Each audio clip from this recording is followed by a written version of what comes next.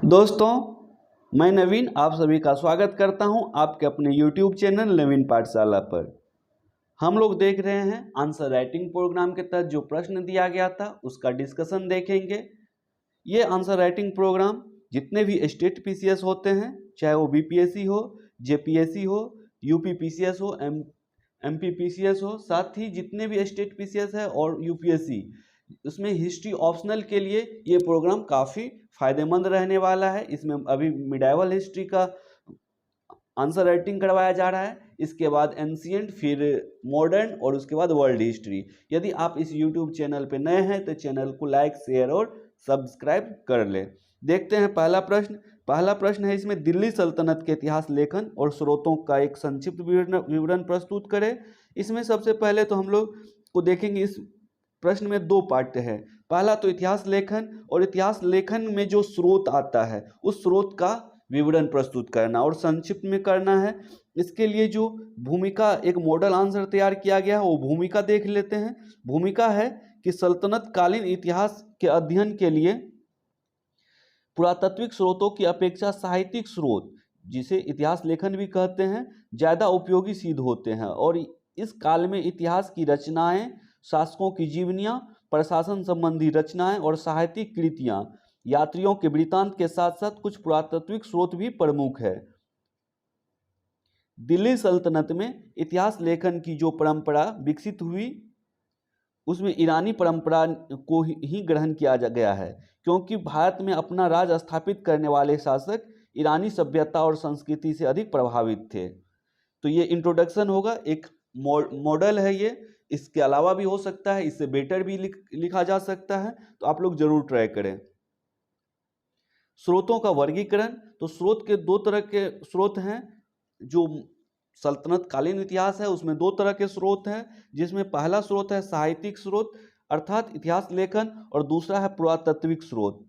तो साहित्यिक स्रोत में क्या क्या आएगा, तो समान ऐतिहासिक रचनाएं, नैतिक उपदेश निहित ऐतिहासिक रचनाएं, प्रशस्तियां, जिसे प्रशंसा भी बोलते हैं, जो दरबार में कवि होता है, लेखक होता है, अपने राजा के प्रशंसा में जो भी लिखते हैं वो प्रशस्तियां कहलाता है। तो इसी के साथ सूफी संतों की चरितावली और विदेशी यात्रियों के वृत्तांत, इतने टाइप के साहित्यिक स्रोत हो सकते हैं। इसके अलावा पुरातात्विक स्रोत की बात की जाए तो सल्तनत कालीन समय में भग्नावशेष, अभिलेख और सिक्के, ये पुरातात्विक स्रोत है। दिल्ली सल्तनत के इतिहास को जानने का ये पुरातात्विक स्रोत है। समान ऐतिहासिक रचनाएं की बात की जाए तो इसमें जो भी रचनाएं हैं उसमें से जो इम्पोर्टेंट है उसको हम लोग देखते हैं। इसमें पहला है तबकात नासिरी। हम लोग जानेंगे तबकात नासिरी के लेखक कौन है, किसके बारे में लिखा गया है, बहुत कुछ और डिटेल से जानेंगे, और ये आपके पीटी एग्जाम के लिए भी फायदेमंद रहेगा। दूसरा है तारीख ए फिरोज शाही और फतवा ए जहांदारी, ये एक ही साथ लिखा गया क्योंकि इसे जियाउद्दीन बर्नी ने लिखा था, एक ही लेखक है। इसके बाद आता है ताज उल मासीर, फिर 4 नंबर पर आता तारीख ए फिरोज शाही, फिर आता सीरत ए फिरोज शाही, फिर आता तारीख ए मुबारक शाही। अब देखते हैं तबकात नासिरी के बारे में। तो तबकात नासिरी ये फारसी भाषा में लिखा गया है, मिनहाज उस सिराज ने लिखा इसे पॉइंट फॉर्म में देख रहे हैं। इसे हम लोग जब आंसर राइटिंग की बात आएगी तो इसे सेंटेंस में बना सकते हैं। इसे पॉइंट फॉर्म में देख रहे हैं। फारसी भाषा में तबकात नासिरी लिखा गया था, मिनहाज उस सिराज के द्वारा लिखा गया था। इसमें मोहम्मद गोरी से लेकर तुर्की सल्तनत के इतिहास का प्रत्यक्ष विवरण है, जिसमें मोहम्मद गोरी से लेकर रजिया सुल्तान तक, जिसके बीच में मोहम्मद गोरी, कुतुबुद्दीन ऐबक, इल्तुतमिश, इन सभी, और साथ ही रजिया सुल्तान, इन सभी का वर्णन किया गया है। दिल्ली सल्तनत का सर्वप्रथम काल और क्रमिक विवरण इसमें प्रस्तुत किया गया। कुछ इतिहासकार इसे त्रुटि मानते हैं कि ये क्रमिक नहीं है, लेकिन कुछ इतिहासकार इसे काल क्रमिक विवरण मानते हैं। और देखते हैं तबकात नासिरी जो कि मिनहाज उस सिराज के द्वारा लिखा गया था, इसमें क्या क्या और वर्णन है। तो इल्तुतमिश के बारे में इसमें लिखा गया है कि कोई भी राजा इतना दयालु और साथ ही दयालु के साथ सहानुभूति रखने वाला, विद्वानों और वृद्धों के प्रति श्रद्धालु राजा अपने प्रयासों से कभी साम्राज्य पर आसीन नहीं हुआ। तो ये इल्तुतमिश के बारे में ये बातें लिखी गई है। तो ये यदि कोट कर देते हैं आंसर में तो ये आंसर का थोड़ा सा जो वैल्यू एडिशन होगा वो बढ़ जाएगा। इसके साथ ही उसने अपनी ग्रंथ तबकात-ए-नासिरी नासिरुद्दीन मोहम्मद को समर्पित किया था। नासिरुद्दीन मोहम्मद गुलाम वंश का शासक, उसे दिल्ली का आदर्श सुल्तान बताया था। और बलबन के शासनकाल में उसकी मृत्यु हो गई। किसकी? तो मिन्हाज उस सिराज की मृत्यु बलबन के शासनकाल में हो गई। अब इसके बाद देखते हैं तारीख ए फिरोज शाही व फतवा ए जहांदारी। इसके लेखक जो है जियाउद्दीन बरनी है। जियाउद्दीन बरनी मिन्हाज ने जहां समाप्त किया, मिन्हाज मतलब मिन्हाज उस सिराज ने तबकात ए नासिरी को जहां पे समाप्त किया, माना जाता है कि जियाउद्दीन बरनी ने फिर वहीं से शुरू किया, अर्थात जिस शासक के समय तक लिख करके छोड़ दिया, जो कि रजिया सुल्तान हम लोगों ने अभी देखा, उसके रजिया सुल्तान के बाद वाले सुल्तानों के बारे में कौन लिखना शुरू किया? तो जियाउद्दीन बरनी। इसको याद रखेंगे। इल्तुतमिश से लेकर फिरोज शाह तुगलक तक इन्होंने वर्णन किया उस समय की जो सामाजिक, आर्थिक, राजनीतिक, सांस्कृतिक स्थिति थी समाज की, उसका वर्णन किया जियाउद्दीन बरनी ने अपने पुस्तक तारीख ए फिरोज शाही में व फतवा ए जहांदारी में। इतिहास की रचना अमीर और कुलीन वर्गों के लिए है। ये किसका कथन है? ये है जियाउद्दीन बरनी की, कि इतिहास जो है वो अमीर और कुलीन वर्ग ही समझ सकता है और दूसरे व्यक्ति इतिहास को नहीं समझ सकता है। ये पूर्वाग्रह से ग्रसित थे, साथ ही वर्णित घटनाओं के प्रत्यक्षदर्शी थे, इसीलिए ज़्यादा विश्वसनीय है। जो भी घटनाओं का जिन घटनाओं का भी वर्णन किया है जियाउद्दीन बरनी ने, वो उसके प्रत्यक्षदर्शी थे, इसीलिए ज़्यादा विश्वसनीय प्रतीत होता है। हिंदुओं की निंदा की थी, ये पॉइंट फॉर्म में है, इसे आप सेंटेंस में ले लेंगे। हिंदुओं की निंदा की गई थी किस पुस्तक में? तो तारीख ए फिरोज शाही में। किसने की थी? तो जियाउद्दीन बरनी ने। बलबन की नीतियों और अलाउद्दीन खिलजी के आर्थिक सुधार की प्रशंसा की थी। ये बहुत इंपॉर्टेंट पॉइंट है। बलबन की नीति, जो भी नीति बलबन ने लाया था, और अलाउद्दीन खिलजी की जो भी आर्थिक सुधार की नीति थी उसकी प्रशंसा किए थे जियाउद्दीन बरनी ने। साथ ही एमबीटी की कटु आलोचना किए थे। एमबीटी बोले तो मोहम्मद बिन तुगलक की कटु आलोचना किए थे। और ये जो तारीख ए फिरोज शाही और फतवा ए जहांदारी है, ये फारसी भाषा में लिखा गया था और तिथि क्रम दोषपूर्ण है। इसमें जो भी लिखा गया है उसके तिथि क्रम दोषपूर्ण है। और कुछ कोट करने वाली बात देख लेते हैं, जो कि तारीख ए फिरोज शाही में जियाउद्दीन बरनी के द्वारा कोट किया गया है। ये यदि हम आंसर राइटिंग में कोट करते हैं तो वैल्यू एडिशन होगा, इस बात को ध्यान रखेंगे। मोहम्मद बिन तुगलक अर्थात एमबीटी की मुद्रा व्यवस्था का वर्णन इस तरह से किया था कि प्रत्येक हिंदू की घर टकसाल बन गया था। तो इन्होंने इस बात से मोहम्मद बिन तुगलक की जो शासन व्यवस्था में जो कमजोर कड़ी थी उसको बताया था कि जो मुद्रा व्यवस्था की नीति ऐसी लाई थी मोहम्मद बिन तुगलक ने कि प्रत्येक हिंदू अपने घर में ही सिक्के ढालते थे, टकसाल बन गया था। साथ ही फतवा ए जहांदारी और तारीख ए फिरोज शाही का पूरक खंड बताया गया है। जो दो बुक लिखी थी इन्होंने, तारीख ए फिरोज शाही और उसके बाद लिखी थी फतवा ए जहांदारी। तो फतवा ए जहांदारी जो है ये पूरक है, जो छूट गया था, जो बच गया था लिखने के लिए, उसे फतवा ए जहांदारी में लिखा था। साथ ही एमबीटी के बारे में तारीख ए फिरोज शाही में वर्णन किया गया है। एमबीटी के बारे में फिर एक वर्णन है, ये वर्णन भी कोट कर देते हैं तो अच्छा रहेगा। तो ये वर्णन क्या है कि जब उसने राज सत्ता पाई, किसने? तो एमबीटी ने, मोहम्मद बिन तुगलक ने, तब वह शरीयत के नियमों और आदर्शों से काफ़ी स्वतंत्र था। न तो शरीयत के नियम और ना ही उसके आदर्श को मानता था, उसे काफ़ी स्वतंत्र था। तो इन सभी बातों को यदि तारीख ए फिरोज शाही और फतवा ए जहांदारी में लिख देते हैं तो ये अच्छा आंसर हो जाएगा।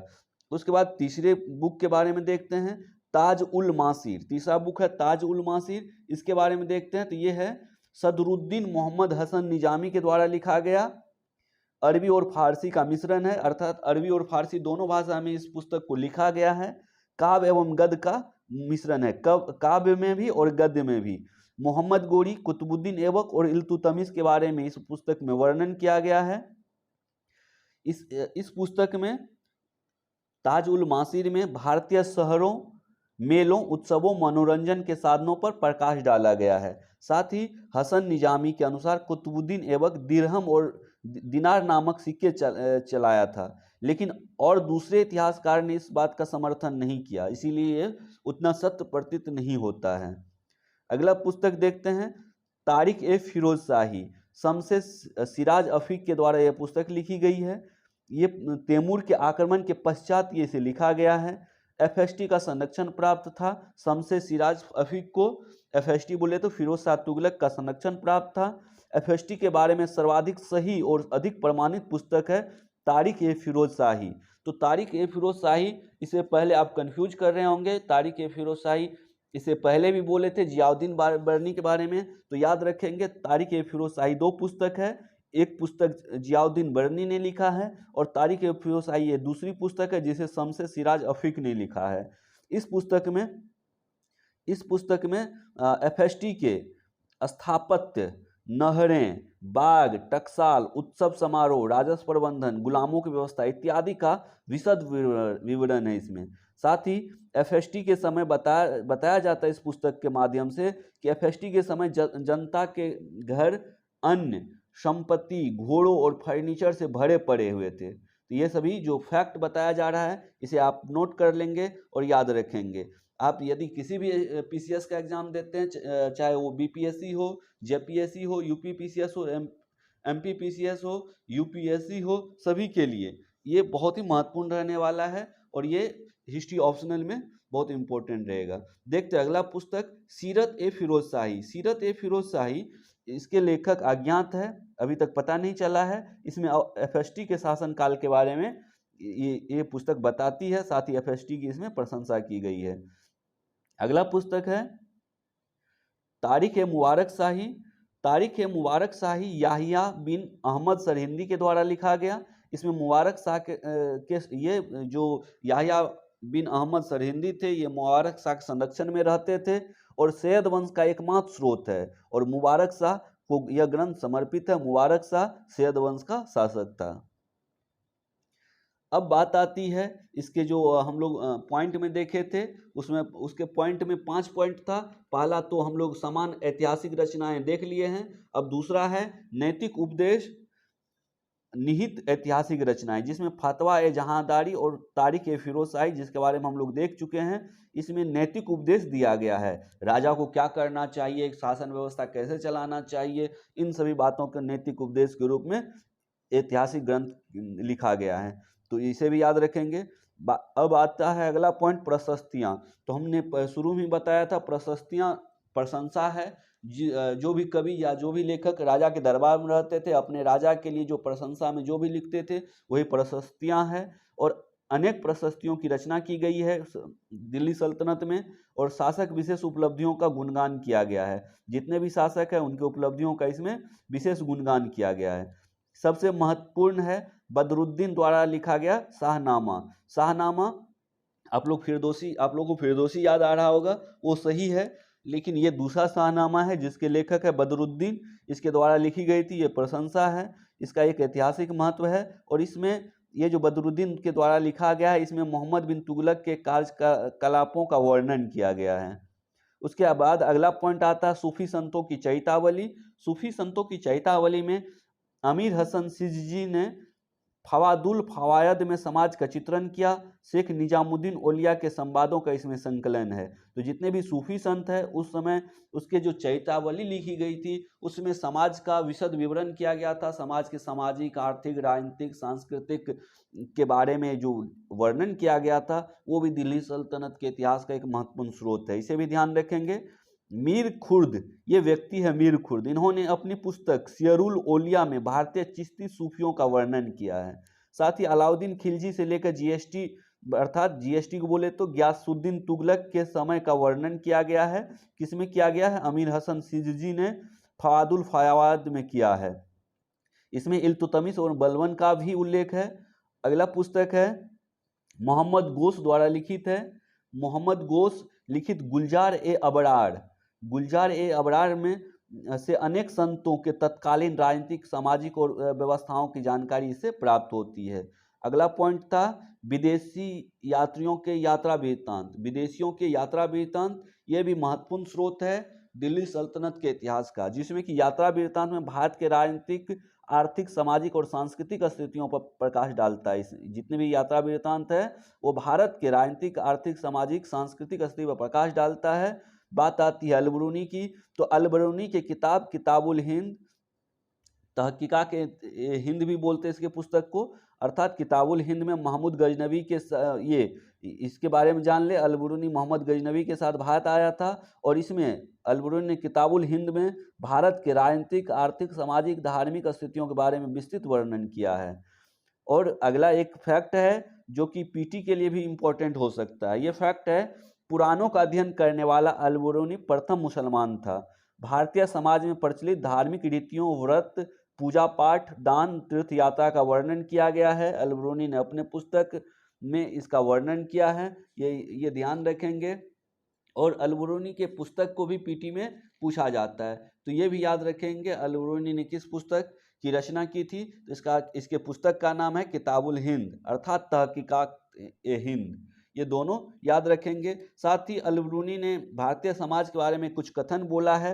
ये कथन यदि कोट कर देते तो आंसर का वैल्यू एडिशन होगा। मैं बार बार बोल रहा हूँ, आप इसे ध्यान रखेंगे। भारतीयों में यह दृढ़ विश्वास है कि उनके जैसा कोई देश नहीं है। ये अल-बरूनी की पुस्तक तहकीकात-ए-हिंद अर्थात किताबुल हिंद में लिखा है। भारतीयों में यह दृढ़ विश्वास है कि उनके जैसा कोई देश नहीं, कोई राजा नहीं, कोई ज्ञान विज्ञान नहीं। और यह नकारात्मक सोच, ये किसके अनुसार नकारात्मक सोच है? तो अल-बरूनी के अनुसार यह सोचना कि ऐसा कोई देश नहीं, ऐसा कोई राजा नहीं, ऐसा कोई ज्ञान विज्ञान नहीं, यह अल-बरूनी को नकारात्मक सोच लगा। और अल-बरूनी लिखता है कि यह नकारात्मक सोच ही भारतीयों के पतन का कारण बना। और पतन को ऐसे माना है कि यहाँ के जो शासक थे उनको हरा करके जो तुर्की शासक थे उनका शासन हुआ, इसे पतन माना है, पतन के रूप में दिखाया है। अगला जो यात्रा वृत्तांत है वो रेहला है। रेहला के बारे में जानते हैं, ये इब्न बतूता के द्वारा लिखा गया और ये मोरक्को के यात्री थे। इब्न बतूता कहाँ के यात्री थे? तो ये मोरक्को के यात्री थे, मोरक्को अर्थात अफ्रीका के। ये अरबी भाषा में लिखा गया है, ये भी एक यात्रा वृत्तांत है। भारत की राजनीतिक, सामाजिक, आर्थिक और सांस्कृतिक स्थितियों का इसमें वर्णन किया गया है। जीएसटी बोले तो गियासुद्दीन तुगलक की गुप्तचर व्यवस्था, डाक व्यवस्था और उनकी मृत्यु का इसमें वर्णन किया। मृत्यु किस परिस्थिति में हुआ, इन सभी बातों का इसमें रेहला किसकी पुस्तक है? इब्न बतूता, इसमें वर्णन किया गया है। एमबीटी मोहम्मद बिन तुगलक के व्यक्तिगत जीवन, उसके विचार और प्रशासनिक योजनाओं का इसमें वर्णन किया गया है। एमबीटी ने इसे क्या किया था? तो दिल्ली का काजी नियुक्त किया था, किसे? इब्न बतूता को।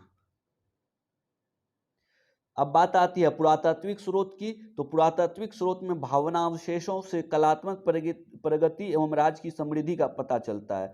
भवन में जितने भी कलाकृतियां थी उससे राज्य की प्रगति और समृद्धि का पता चलता है, ये भी एक महत्वपूर्ण स्रोत है। इसके बाद बात आती है जो भवनावशेष है, जो महत्वपूर्ण इमारत है, उसमें कौन कौन है सल्तनत काल में, दिल्ली सल्तनत में? तो कुतुल उल इस्लाम, कुतुब मीनार, अलाई का दरवाजा। देखते हैं अगला फैक्ट है मस्जिदों और भवनों पर फारसी में भी अभिलेख खुदवाए गए।